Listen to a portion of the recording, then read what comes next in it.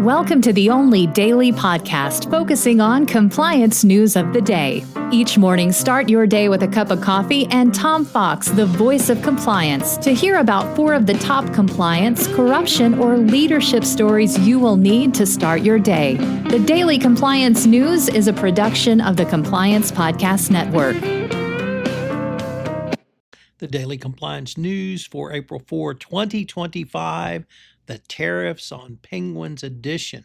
And we begin with that story from that Trump has levied a 10% tariff on the herd of McDonald Islands in the Indian Ocean, which are inhabited by penguins. Yes, no humans, just penguins.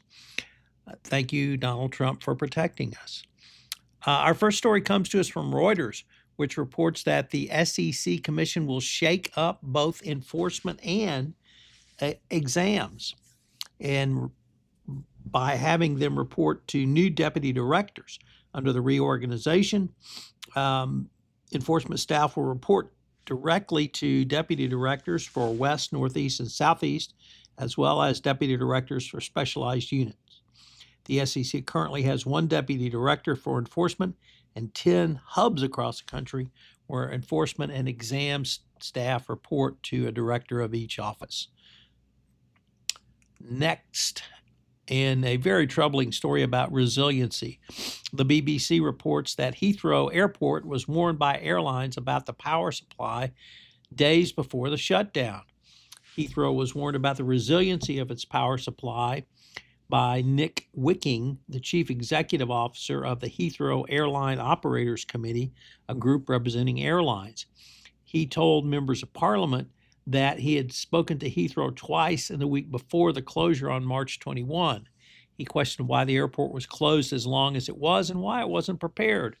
What's the response of Heathrow? The fire at the power station was a, quote, unlikely event, end quote. Yes, a fire at a power station knocking out power to Heathrow was an unlikely event. Well, I think you see the entire problem with their risk management approach, that they didn't seem to think this was going to be a problem. Why do you need compliance? Well, to tell you that risk really exists. From the Financial Times, Deloitte is seeking to avoid liability over the U.S. nuclear disaster over the South Carolina nuclear project Scana, which fraudulently claimed it was on time and on schedule for the construction of the power plant built by Westinghouse. And Deloitte signed off on all of this, including not taking action against, or rather to investigate, whistleblower claims that the project was hopelessly behind schedule and billions of dollars over budget. So yet again, a Big Four accounting firm is seeking to absolve itself of liability for its failure to not only investigate, but actually detect or investigate red flags that were raised or detect fraud going forward.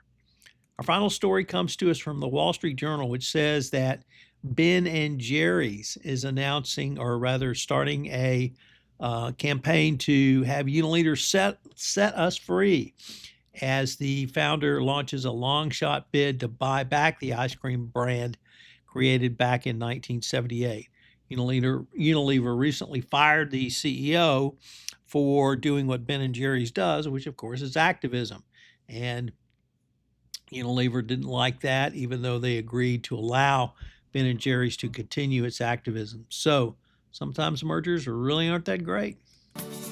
The Daily Compliance News is a production of the Compliance Podcast Network and a proud member of C-Suite Radio. Thanks so much for listening. I hope you'll join me again tomorrow.